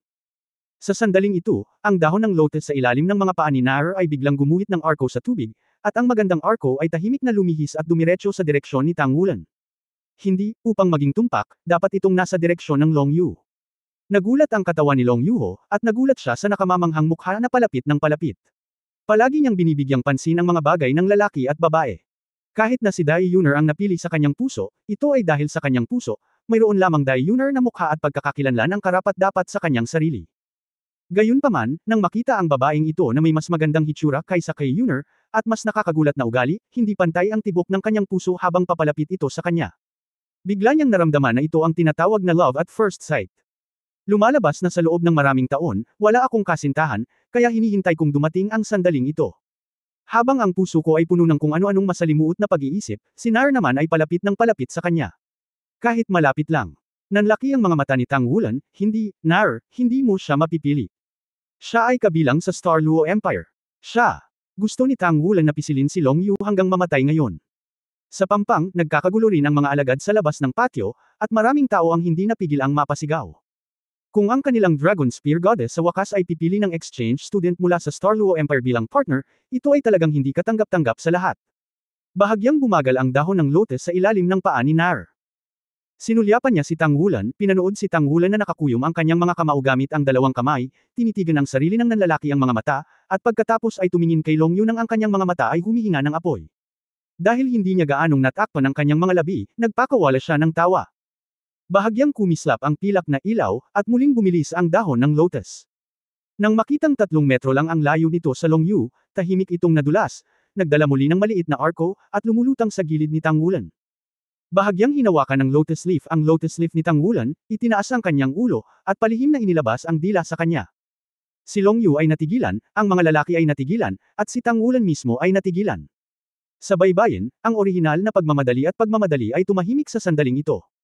Sa bangka sa itaas, ipinikit din ni Yunming ang kanyang mga mata, ngunit biglang gamaan ang pakiramdam niya. Kahit papaano ay hindi pinili ng kanyang mahalagang apprentice ang batang lalaki mula sa Star Luo Empire. Pinili niya, Tang Wulan. Sa isang iglap, lumitaw ang pangalang ito sa isipan ng lahat, at pagkatapos ng maikling katahimikan, nagkaroon ng kaguluhan sa dalampasigan. Sa panig ng bata, ang hindi mabilang na mga tingin na tila kayang patayin ang lahat ay nakatuon kay Tang Wulan, na nagnanais na hatiin siya kaagad. Sa gilid ng batang babae, ang mga tingin ni Wu Saidua ay biglang nagyelo, at nagulat si Dai Yuner sa kanyang maliit na bibig, at pagkatapos ay sumimangot. Ang batang babae sa ika-17 na hindi nagtanggal ng kanyang sombrero ay nagulat, ngunit siya ay mabilis na bumalik sa normal. Sa loob lamang ng 1 minuto ng pagtanggal ng sombrero, hindi pa rin siya gumagalaw, at hanggang ngayon, ang tanging tao na hindi nagtanggal ng sombrero. Nag-react si Tang Wulan pagkatapos ng maikling panahon ng catamaran. Hindi niya maiwasang makaramdam ng bahagyang pagkatulala. Maglalaro patay talaga tong babaeng ta. Sa pagtingin sa nakakalokong ngiti ni Nar, hindi napigilan ni Tang Wulan na itaas ang kanyang kamay at hinimas ang kanyang ulo, ikaw babae. Hehe. Ngumiti si Nar at nilabas ang dila sa kanya. Puno ng pagdedota ang mga mata nito, at puno ng tamis ang ngiti nito. Para sa isang oras, ang mundo ng pag-abuso sa aso ay madilim.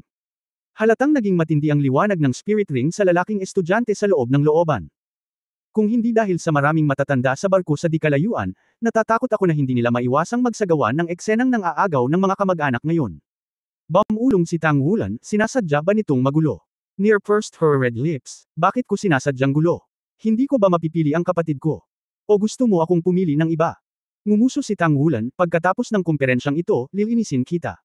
Babae ka. Sa bangka sa itaas, gulat na sinabi ni Yunming, pinili niya si Tang Wulan. Hindi ba sila magkapatid? Hindi alam ng maraming tao na magkapatid sina Tang Wulan at Nar, ngunit tiyak na alam niya. Sinabi ng Holy Spirit daw Luo Yali, tinanong ko si Nar, mukhang hindi sila magkapatid. Gayunpaman, matalik silang magkakaibigan na magkasama. Sa katunayan, ang batang si Wulan lamang ang maaaring maging karapat-dapat kay Nar sa hitsura at pagkatao. Humph! Malamig na umungol si Yunming.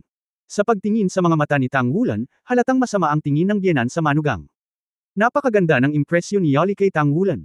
Mabait at matapang ang bata, at ang kanyang pambihirang pagganap sa tren na iyon ay nag-iwan ng malalim na impresyon sa kanya. Naka-recover na si Tang Wulan sa mga oras na ito, sumulyap kay Long Yu, na nakatitig sa kanya, at kumunot ang kanyang mga labi, huwag mong isipin iyon, hindi ka magkakaroon ng kahit katiting na pagkakataon. Huwag mong sabihing hindi ka niya pinili, kahit na siya ang pumili. Hindi rin ako makakasang-ayon sa iyo. Kumikislap ang mga mata ni Long Yu, nabalitaan kong may snatching session pagkatapos nitong blind date meeting. Gusto kong makita kung gaano karaming snatching ang maaari mong ihinto. Natigilan sandali si Tang Wulan, at natatawang sinabi, malalaman mo mamaya.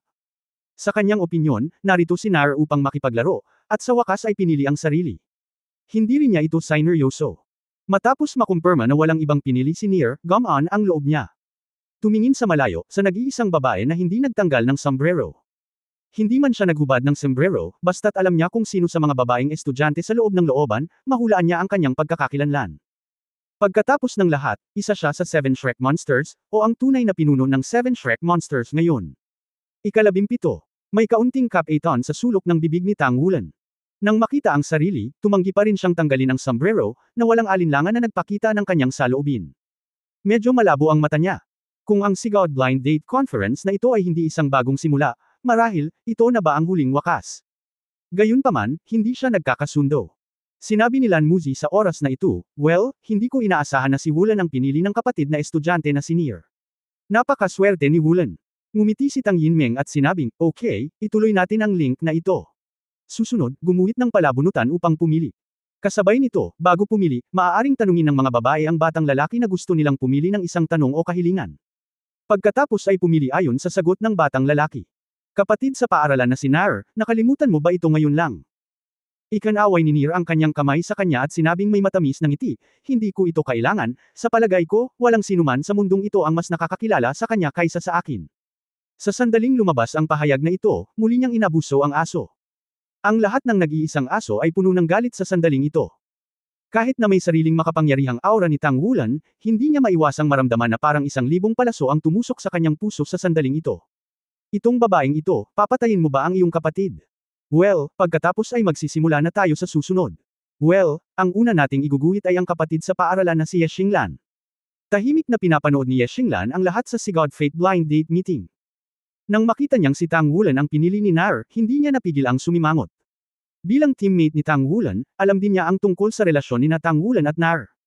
Oo, nandito ang babaeng ito para makipaglaro. Kailangan pa nating hayaan ang ibang mga babae na makaahon sa gulo. Gayunpaman, alam din ni Goyu ang kanilang relasyon. Goyu, ano ang iniisip mo? Iniisip niya pa rin ito sa kanyang isipan, ngunit hindi niya inaasahan na tatawagan siya sa kanyang pangalan. Pagkatapos ng bahagyang pagkataranta, hinikayat niya ang kanyang kaluluwa, at ang dahon ng lotus sa ilalim ng kanyang mga paa ay lumutang palabas at pumunta sa Sigod Lake. Sister Ye Xinglan, maaari mo na ngayong piliin ang batang lalaki na gusto mo, at maaari mo siyang tanungin o humiling. Medyo mapurol ang tingin ni Ye Xinglan, at sa maraming mga lalaki sa kabilang banda, ang may pinakamataba na katawan ay ibinaon ng kanyang ulo ng malalim sa kanyang dibdib sa mga oras na ito, at ang kanyang katawan ay bahagyang nanginginig. Hindi niya po nanghasang harapin ang lahat ng ito sa harap ng kanyang mga mata. Matapos sabihin ng mga katagang iyon noon, sa katunayan ay palagi na siyang nasa ganitong estado. Puno ng takot ang kanyang puso. Takot talaga siya. Pagkatapos nilang sabihin ang mga salitang iyon, hindi na sila makapagkaibigan. Gayunpaman, sinabi pa niya ito pagkatapos ng lahat, dahil kung palalampasan niya ang pagkakataong ito, hindi niya alam kung mayroon siyang lakas ng loob na sabihin ito sa kanyang buhay. Alam niya na maraming tao ang may gusto kay Ye Xinglan, siya ay makapangyarihan at maganda. Ay isa sa mga namumukod tanging babaeng disipulo sa panloob na patio. 18 taong gulang silang lahat, at talagang natatakot siya na may pagpipilian na ito bago niya ipahayag ang nararamdaman para sa kanya. Nakatingin din ang tingin nito sa kanya. Sa kaibuturan ng kanyang alaala, siya ang maliit na taong grasa na laging nakasunod sa kanya noong bata pa siya. Siya ang maliit na lalaki na palaging tumatawag sa kanyang sarili sa isang subo ng kapatid na si Xinglan, na may uhog sa ilong. Ganon din siya kataba ng oso, partner na laging susunod sa kanya. Kahit kailan, palagi siyang nananatili. Sanay na siyang nasa tabi niya, sanay siyang nakikita ang nakakaloko nitong ngiti. Sanay na rin ako sa iba't ibang bond na ginagawa niya. Sister Xinglan, may itatanong ka ba? O ang tanong mo ay maaari ding idirekta sa maraming lalaki. Pagkatapos ay maaari kang pumili. Paalala ni Tang Yinmeng sa kanya. Marahang umiling si Ye Xinglan, wala akong problema. Pagkatapos ay pumili ka. Bumibilis ang dahon ng lotus, at bahagyang liwanag ng bituin ang pumapalibot dito. Ang dahon ng lotus ni Ye Xinglan ay naglalakbay ng mas mabilis kaysa sa nakaraang dahon ng lotus ng Nar. Halos sa isang iglap lang ay nakarating na siya sa Camp of the Boys. Hindi man siya kasing ganda ni Nier, siya rin ay isang hiya sa looban, isang nakasisilaw na bituin. Hindi napigilan ng mga lalaki ang paghinga. Iniangat ni Shu Lizzie ang kanyang ulo ng hindi malay. Lagi niyang gustong makita kung sino ang pinili niya para dito, na dinurog niya sa puso niya sa loob ng maraming taon. Pagkatapos ay nakita niya ang figure na naka-zoom in sa kanyang sariling mga mata, nakita ang kanyang kalmadong mukha, at ang kislap sa kanyang mga mata. Siya. Nasa tabi ko ba ang taong pipiliin niya? Sa sandaling ito, ang isip ni Shu Lizzie ay lumitaw pa nga sa kawalan ng ulirat, ang kanyang mga mata ay nagsimulang lumabo, at ang mga luha ay hindi napigil ang bumuhos sa kanyang mga mata. Iiwan na ba niya ako sa wakas? Kahit na alam niyang darating ang ganoong araw, ngunit nang dumating ang kawalang muwang, nalaman niyang hindi pa rin niya matanggap sa kanyang puso. Anong iniiyak mo? Hindi maganda. Isang hubad na kamay ang nagunat at pinunasan ang mga luhang umaagos mula sa kanya. Hindi ko kaya. Hindi napigilan ni Shu Lizzie ang mapait na pag-iyak. Sa sandaling ito, talagang nasira ang kanyang emosyon. Hindi pinunasan ang mga luha, bagkus ay lalo pang nabasa ang kanyang mga kamay. Idiot, ano ba ang ayaw mong gawin? Nag-aatubili kang pasanin ako sa tabi mo. Nag-aatubili pa ring pasanin ang mataba mong katawan. Parang ngayon mo lang sinabi na handa kang magpapayat para sa akin. Tiningnan siya ni Ye Xinglan na may kaunting luha at tawa, na mas matangkad na sa kanyang baywang. Siya ay isang matabang tao na ilang beses na mas makapal kaysa sa kanyang sarili. Ha! Biglang natigilan si Shu Lizzy, biglang tumigil ang mga luha na parang sarado na ang gate. Tinitigan niya si Ye Xinglan sa kanyang harapan na natulala, at pagkatapos ay mariing pinunasan ang kanyang mga mata. Siya ay nakatayo sa kanyang tabi na medyo masaya, ang kanyang dahon ng lotus sa tabi niya. Walang iba, siya lang, at siya lang ang nasa tabi niya. Ikaw, hindi ka ba dadaan lang? Sa susunod na sandali na sinabi ito ni Shu Lizzy, siya mismo ay gustong sampilan ang kanyang sarili ng husto. Itinaas ni Ye Xinglan ang kanyang kamay, kinurot ang kanyang mataba na mukha at pinilipit ito, gusto mong mamatay. Tulala na sinabi ni Shu Lizzy, mas malakas, parang medyo masakit. Kung masakit, hindi ako nananaginip. Araw-araw akong nananaginip kamakailan, nangangarap na pipiliin mo ako sa Sigod Fate Matchmaking Conference. Gago ka ba? Masakit, masakit. Haha, masakit, haha. Biglang natuwa si Shu Lizzy. Tapos bigla siyang tumalon. Puff! Ano ang kaligayahan at kalungkutan? Si Shu Lizzy sa oras na ito ang pinakakaraniwan. Ang kanyang matambok na katawan ay nakalimutan na kontrolin ang kanyang hugis ng katawan nang siya ay tumalon, at pagkatapos ay direktang tumama sa dahon ng lotus, at pagkatapos ay ang dahon ng lotus ay nabali, at pagkatapos ang tubig ng lawa ay tumalsik sa buong Ye Xinglan, at siya ay natigilan din. Ano ang sitwasyon? Sa isang, wow, lumutang ang katawan ni Shu Lizzy, Hindi ako, ayaw kong bumitaw. Hindi ko ginawa. Hindi ka nag-iingat.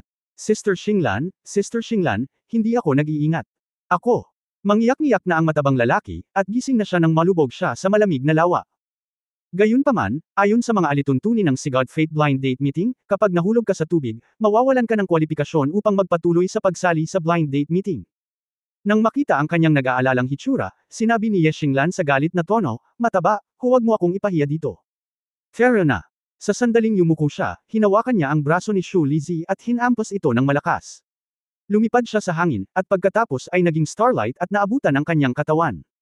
Sa sumunod na sandali, silang dalawa ay nagwalas na sa lawa at nakarating sa malayong pampang. Mula sa pagpili ni Ye Xinglan kay Shu Lizzy ng walang pag-aalinlangan, at pagkatapos hanggang sa serye ng mga pagbabago ni Shu Lizzy, lahat ng tumingin sa kanila ay natulala. Ang ganitong sitwasyon ay halos hindi lumitaw sa Sigod Blind Date Meeting. Gaano kababa si Shu Lizzy na gumawa ng mga sorpresa na halos maging mga sorpresa. Ngunit walang duda na matagumpay ang dati niyang pagsigaw, at matagumpay ang kanyang pag-amin. Sa wakas ay pumasok siya sa kanyang panaginip, at sa wakas ay nakuha niya ang pag-aproba nito. Ang mga mata ni Xie ay puno ng inggit sa mga oras na ito, kahit na medyo nagseselos. Siya man o si Le Zhengguo, noon pa man ay alam na niya na si Shu Lizzy ay may gusto kay Ye Xinglan, ngunit wala sa kanila ang umaasa na si Ye Xinglan ay talagang sisang-ayon. Sa sandaling ito, sa wakas ay naunawaan na niya kung bakit si Le Zhengguo, na dapat ang pinakamatagumpay, ay nabigo, habang si Shu Lizzy, na dapat ang pinakakabiguan, ay nagtagumpay. Ang tunay na pagmamahal, tanging ang tunay na pagmamahal ang gumagalaw, at ang tunay na pagmamahal lamang ang makakapagtaboy sa lahat ng mga hadlang. Nagtagumpay si Lizzy, paano naman ang sarili niya? Hindi niya namamalaya na tumingin sa kabaligtaran, sa figure na nakabawi sa hitsura ng isang babae, na may pulang buhok na nakakalat sa likod ng kanyang ulo. Magtagumpay si Lizzy, bakit ako hindi? Natawa si Lan Muzi at sinabing, bagaman paikot-ikot ang proseso, ang dapat kong sabihin ay maganda ang resulta. Batiin natin sina Shu Lizzy at Ye Xinglan. Pagpalain sila. Sina Ye Xinglan at Shu Lizzy ay katumbas ng direktang pag-withdraw mula sa Sigod Fate Blind Date Meeting, at hindi man lang sila nakasali sa huling link, at walang pagkakataong makuha ang kasal. Ngunit walang duda na nagtagumpay sila. Masaya si Tang Wulan para kay Shu Lizzy mula sa kaibuturan ng kanyang puso. Napakaganda ng relasyon niya kay Shu Lizzy, at nahulaan niya ang ilan sa mga iniisip ni Shu Lizzy. Ngunit napakasaya ni Ye Xinglan na kaya niyang tanggapin si Shu Lizzy. Nabigo si Le Zhengguo, nagtagumpay si Shu Lizzy. At ano ang tungkol sa iyong sarili? Magtagumpay kaya ako? Higit sa isa ang nag-aalala sa kanyang puso. Ang tagumpay ni Shu Lizzy ay walang alinlangang nagpalakas ng apoy ng pag-asa sa puso ng mga lalaking estudyante. Susunod, iginuhit si Shu Mir. Si Shu Mir ay hindi partikular na maganda, ngunit mayroon siyang espesyal na ugali, o aura. Ang ganitong uri ng aura ay maaaring gumawa ng karamihan sa mga lalaki na layuan kaagad siya kapag nakita nila siya. Malamig at marahas, parang bulkan na maaaring sumabog anumang oras. Marahil ay may kaugnayan din ito sa kanyang malalim na pagmamahal sa soul guidance device. Sa paggalaw ng dahon ng lotus sa ilalim ng mga paa ni Shu Mir, dahan-dahan itong lumutang palabas. Mil, tingnan ko kung sino ang gusto mong piliin. Hindi mapigilan ni Tang Yinmeng ang mapangiti. Siya at si Shu Mir ay mabuting magkaibigan, at si Shu Mir ay mas bata sa kanya. Hindi ito ang unang pagkakataon na lumahok sa Sigod Blind Date, ngunit napakalakas niya na hindi pa siya nakakahanap ng angkop na kapareha. Binigyan siya ni Shumir ng isang blankong tingin, pagkatapos ay tumingin sa maraming lalaki. Sino ang siguradong matatalo sa akin, lumabas ka at labanan mo ako. Ito ang kanyang kahilingan. Ang phalanx ng mga lalaki ay tahimik. Kinagat ni Shumir ang kanyang mga labi, ito ay isang grupo ng malalambot na lalaki. Alam kong walang sino man ang karapat-dapat sa aking matandang babae. Sa sandaling ginawa ang pahayag na ito, ang mga ekspresyon ng mga lalaking estudyante sa panloob na patio ay hindi maiwasang maging kakaiba. Sa mga batang lalaki sa panloob na patio, walang malalakas. Halimbawa, si Lan Muzi ay napakalakas, at siya ay kinikilala bilang ang unang disipulo ng panloob na patio. Bukod sa kanya, mayroon ding mga makapangyarihang lalaki na estudyante. Gayunpaman, ang mga lalaking estudyanteng ito ay natural na mapapaboran ng mga babae, at kung mayroon na silang sariling partner, natural na hindi sila lalabas sa Sigod Blind Date Conference na ito. At si Shumir ay dumaan sa maraming Sigod Fate Blind Date, ngunit ang blind date ay hindi nagtagumpay, ngunit sa paglipas ng panahon, ang kanyang sariling lakas ay mabilis na tumaas. Sa lakas, mas magiging mahirap ang blind date, kaakibat ang kanyang sobrang strong personality, natural na mas lalong mahihirapan humanap ng lalaki. Kapag sinabi ko ito ay higit pa sa isang vent. Ang mga babae ay ganito.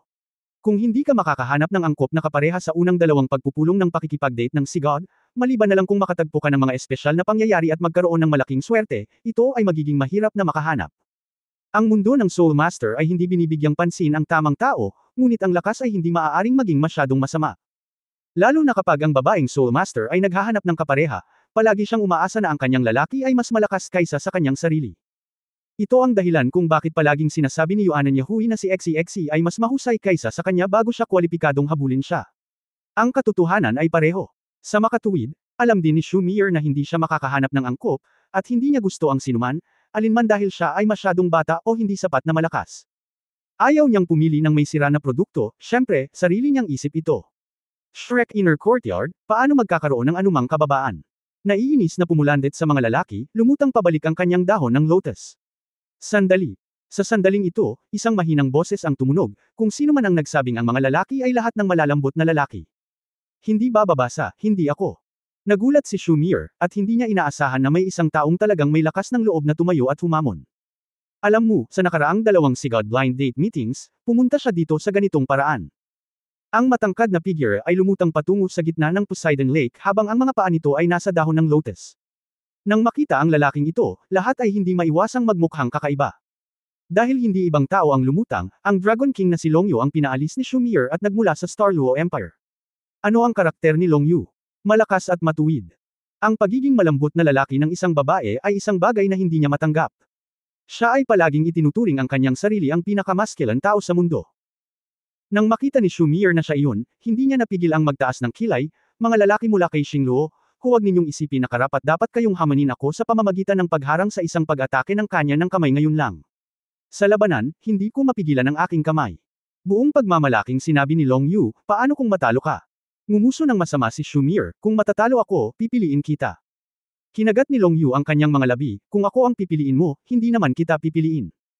Galit na sinabi ni Shumir, bakit ang dami mong kalokohan, kaya mo bang lumaban? Kung nanalo ka sa akin, pipiliin kita kung hindi mo ako pipiliin. Kung matatalo ka, Bahagyang ngumiti si Longyu, okay, let's go. Let's go to the air. Tulad ng sinabi niya, siya ay tumalon bigla, at ang kanyang figure ay nagsimulang mag-zoom in ng mabilis habang siya ay pumailanglang, isang bilog ng nakasisilaw na espiritong singsing. Tumataas din ito mula sa ilalim ng paa. Si Shumir ay hindi nagpakita ng anumang kahinaan, ngunit tumalon at dumiretso sa hangin. Mag-aaral man ito ng lalaki o babae, hindi maiwasang makaramdam ng kaunting matamlay na makita ang eksenang ito. Nandito ba talaga ang dalawang ito para sa isang blind date? Masyadong mainit ang blind date na ito, di ba? Ito ay hindi pa umabot sa huling yugto ng pag-agaw ng mga kamag-anak, kailangan nating labanan. Ang liwanag ng spirit ring sa katawan ni Longyu ay lubhang nakakatakot, higit sa lahat ay itim, bawat isa sa mga spirit ring ay madilim, ngunit naglabas ng malabong halo. Kasabay ng paglawak ng kanyang katawan, nagsimula ring tumaas ng geometrical ang aura ng buong tao. Nakatayo sa ilalim, naramdaman ni Tang Wulan ang pagbabago-bago ng aura ng kapangyarihan ng espiritu sa katawan ni Hao Yu, at hindi niya maiwasang mabigla ng palihim, ang taong ito ay mas malakas kaysa sa kanyang nakaraan. Dapat ay isa na itong 2-character battle armor master. Siya ay higit sa 24 na taong gulang sa taong ito, at kamangha-mangha na makapaglinang sa antas na ito sa edad na 24. Mabilis na namamaga ang katawan ni Long Yu sa taas na 10 metro, ang kanyang buong katawan ay naglalabas ng malakas at walang kapantay na aura, ang makapal na dilaw na mga kaliskis ng lupa ay lumitaw sa ibabaw ng kanyang balat, at isang malaking buntot ang kumalat mula sa likuran. Ang kanyang makapal na parang bundok na aura, kahit nasa himpapawid, ay parehong napakalaki. Sa itaas ng bangka, bahagyang tumango si Yunming, ito dapat ang martial spirit ng Mountain Dragon King. Talagang naramdaman na napakalakas ng bloodline aura. Sa mga tuntunin ng bloodline power, ang Star Luo Empire ay apektado ng mga lokal na katutubo, at ang bloodline power ay mas malakas kaysa sa ating kontinente ng Dao Luo. Soul Master sa pangkalahatan ay mas malakas. Ilang Soul Master sa ating panig ang makakapagpakilos ng enerhiya, na ang antas ng problema sa kanilang panig ay malinaw din. Ng espiritual na kapangyarihan at ang kanilang sariling martial soul ay hindi gaanong nabibilog ng impluensya ng bloodline na kapangyarihan, sa pagsasalita. Pagkatapos na maabot ang isang tiyak na antas, ang kontrol ng sariling kapangyarihan ay hindi nasa lugar. Gayunpaman, talagang bihira para kay Long Yu na magkaroon ng ganoong cultivation base sa murang edad. Sa mainland-wide Young Senior Soul Master Elite Competition ng Star Luo Empire mahigit 3 taon na ang nakakaraan, totoong ang matatalo siya ng ating mga tao. Go! Mayor, tama ang iyong paghuhusga. Tumingin ang matandang kay Yunming at marahang tumango. Matapos ibalik ang oras na iyon, siya ang nagtaguyod na si Guyu at ang iba pa ang pumalit sa pangalan ng Shrek Seven Devils. Kung malakas man si Tang Wulen at ang iba pa ay makikita sa mga kalaban na kanilang natalo. Kung gaano kalakas si Long Yu, ito ay nagpapatunay na kaya nilang talunin ang mga kakayahan na ipinakita niya noong una. Masyadong mabilis ang paglaki ng Long Yu na ito, ngunit ang kanyang martial spirit ay may depekto din. Kapag ginamit niya ang kanyang buong lakas, hindi na niya mapipigil ang sarili, at mababaliw pa nga. Dumating siya bilang exchange student sa pagkakataong ito para lutisin ito. Tanong. Sabi ng matandang Kai. Bahagyang tumango si Yunming, ang espiritu at dugo ng isa sa 9 Dragon Kings ay hindi madaling tiisin. Tingnan mo. Sa oras na ito, nasa himpapawid na sina Long Yu at Shumir. Hindi tulad ni Long Yu, ang katawan ni Shumir ay hindi masyadong namamaga, ngunit isang itim na mecha ang lumitaw sa kanyang likuran. Ang mecha ay ganap na madilim.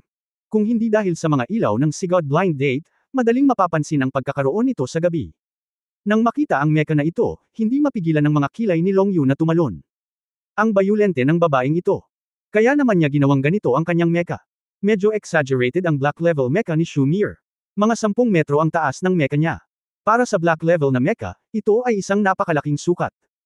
Sa pangkalahatan, mas malakas ang mecha, mas maliit ang volume, dahil maaari itong maging mas nababaluktot, at ang mas maraming enerhiya na dala nito ay sapat na upang suportahan ang paggamit ng mecha. Iba ang hininga nitong black level mecha mismo. Bagamat umabot sa 10 metro ang taas, medyo namamaga pa rin ito, walang kahit anong payat na pakiramdam. Sa magkabilang balikat ng black level mecha, mayroong 2 soul-guided na baril na may kalibre na mahigit 200 mm sa bawat isa. Bilang karagdagan, sa kanyang mga paa, katawan, at maging sa baywang, may dalang malaking artillery na ginagabayan ng kaluluwa. Ang mas nakakatakot ay sa braso nito, may mga medyo maliit pa na butas ng injection. Bilang pinuno ng Monster Academy, paanong hindi napagtanto ni Long Yu na ang mga jet hole na iyon ay ginagamit sa pag-spray ng mga fixed-mounted soul-guided shell? Ang fixed-mounted soul-guided artillery shell ay ang pinaka-nakakatakot na soul-guided device mula libu-libong taon na ang nakalilipas. Pagkatapos ng libu-libong taon ng pag-unlad, ang nakapirming nakamount na shell na ginagabayan ng kaluluwa ay naging isang mapanirang sandata. Ito ay ganap na hindi pinapayagan ng mga tao, kahit sa militar, ito ay mahigpit na kinokontrol. Ngunit walang duda na ang Shrek Academy ay exception. Sa ngalan ng pananaliksik, normal na lumitaw dito ang isang nakapirming pag-install ng mga shell na ginagabayan ng kaluluwa. Gayunpaman, sa oras na ito, ang taong nagtataglay ng mga nakapirming shell na ginagabayan ng kaluluwa ay ang kanyang kalaban. Hindi nag-alinlangan si Long Yu na may mga totoong shell sa nguso, dahil malabo niyang nakita ang pagkakaroon ng warhead. Mecha pa rin ito. Isa lang itong killing machine. Ang enerhiya na kinakailangan para sa bagay na ito upang maisaaktibo ito ay astronomical, kasama ang halaga ng mga nakapirming nakamount na soul-guided shell at ang sitwasyon kung saan ito itinayo. Sa mga tuntunin ng gastos, ito ay sapat na upang maging katumbas ng 3 black level mechas. Ang antas ng karahasan ng babaeng ito maging si Long Yu ay kumuha ng kaunting air conditioning. Hinamak siya ni Shumir, kumislap ang kanyang anyo, at naging sinag ng liwanag sa kanyang black level mecha.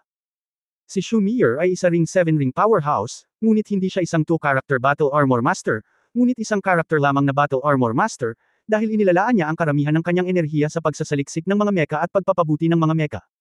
Siya ay may panatikong pagkahumaling sa iba't ibang soul guide, at hanggat gusto niya ang makapangyarihang mga soul guide, lagi siyang hahanap ng paraan para may install ito sa kanyang black level mecha.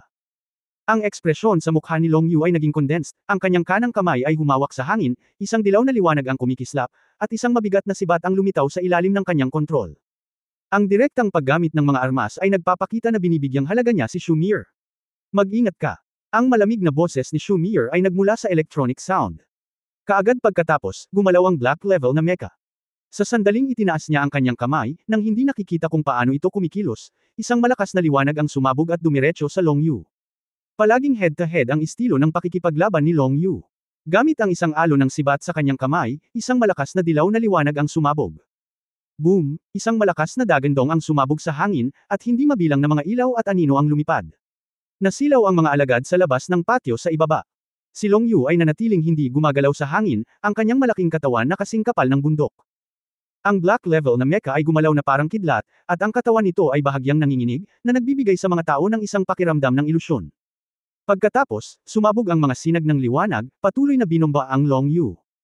Hawak ni Long Yu ang isang sibat, na konektado mula sa taas hanggang mababang blok, lumalaban sa kanya na ginagabayan ng kaluluwa at mga sinag na ginagabayan ng kaluluwa na parang isang marahas na bagyo. Sa himpapawid, umuungal na mga pagsabog, tulad ng dumadagandong na kulog, ang mas nakakatakot ay ang mga kumpol ng liwanag na patuloy na sumasabog sa katawan ni Long Yu. Ang unang spirit ring ni Long Yu ay naiilawan noon pa man, at ang mga kakayahan ng espiritu ng bundok at ilog ay direktang kumilos sa kanya, na ginawa ang kanyang sarili na matayog na parang bundok. Ang sibat sa kanyang kamay ay may dalang kakayahang umaagos na espiritu ng tubig, at ang malalaking agos ng tubig ay patuloy na umaagos patungo sa black level na mecha. Ngunit ang black level na mecha ay nagpakita ng liksi na ganap na hindi naaayon sa sarili nitong malaking sukat, na patuloy na gumagawa ng iba't ibang umiiwas na aksyon sa ilalim ng banayad na kontrol ni Shumir. Tanging ang kanyang pag-atake ay nahulog kay Long Yu, ngunit walang Long Yu na pag-atake na maaaring makaapekto sa kanyang itim na mecha. Lihim na hinangaan ni Long Yu ang matalinong kasanayan sa pagkontrol ng mecha.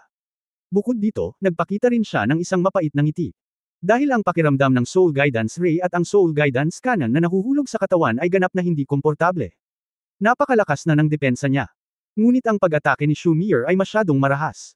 Ito ay napakarahas na hindi niya kayang tiisin, at kailangan niya ng iba't ibang pagpapakilos ng kapangyarihan ng kaluluwa upang labanan. Hindi yun gumagana. Itinutok ni Long Yu ang sibat sa kanyang kamay, at isa pang spirit ring ang lumiwanag. Latian. Sa kalangitan, biglang naging maputik ang isang kapirasong espasyo. Bagaman isa lamang itong hindi nakikitang latian ng enerhiya, ito ay walang pinagkaiba sa isang tunay na latian.